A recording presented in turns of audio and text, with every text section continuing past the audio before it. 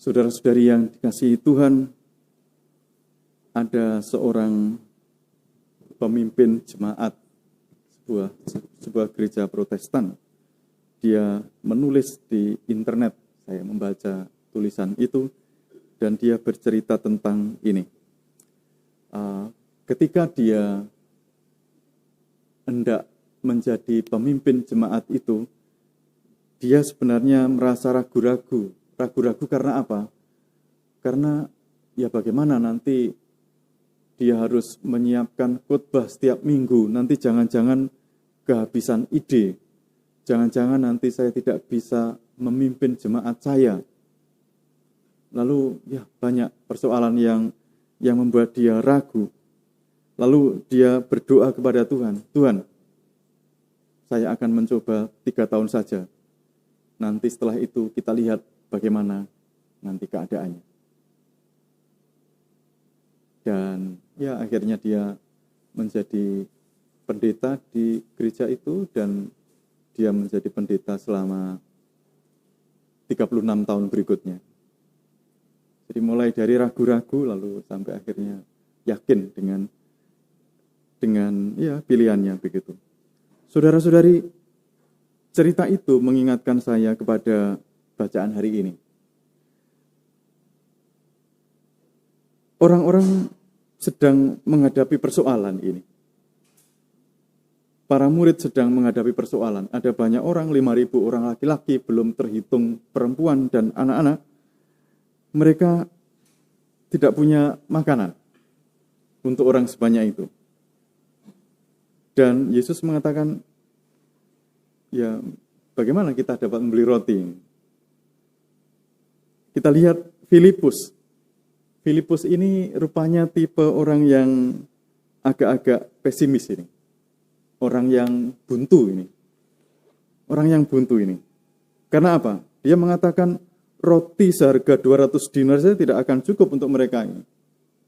Itu 200 dinar itu kan 200 hari kerja itu. Enggak cukup untuk sebanyak itu.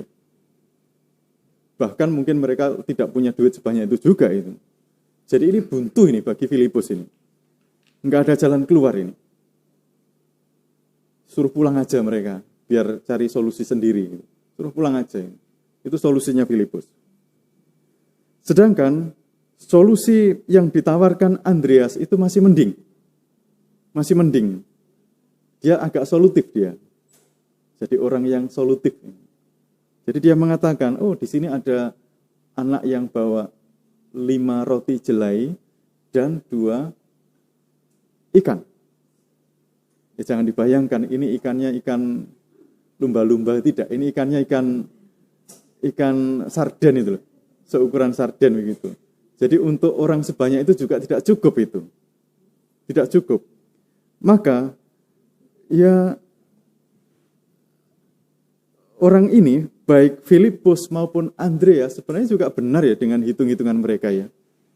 Mereka benar dengan hitung-hitungan mereka. Ini nggak akan cukup. Duit 200 dinar saja nggak cukup. Ini roti ini juga nggak akan cukup ini. Nggak akan cukup. Tapi satu hal yang mereka lupakan ketika mereka berhitung. Yang mereka lupakan adalah di situ ada Yesus. Mereka lupa. Saya juga heran, kenapa mereka kok bisa lupa? Bukankah sebelumnya orang-orang ini melihat Yesus membuat mukjizat? Ini bukan mukjizat yang pertama kalinya ini. Bukankah mereka harusnya pernah melihat Yesus membuat mukjizat? Harusnya. Tapi kenapa ketika di poin ini mereka kok seakan-akan nggak tahu ini? Mereka lupa itu. Mereka lupa kalau Yesus ada di sana. 2 tambah 2 itu bagi kita 4. Tapi kalau ada Yesus itu bisa jadi 5.000. 2 tambah 5 bagi kita 7. Tapi bagi Yesus bisa 5.000. Bisa 5.000. Kan 5 roti dan 2 ikan itu kan 7. Ya hitung-hitungan cukup untuk 7 orang lah gitu. Tapi bagi Yesus itu cukup untuk 5.000 orang dan itu bahkan lebih.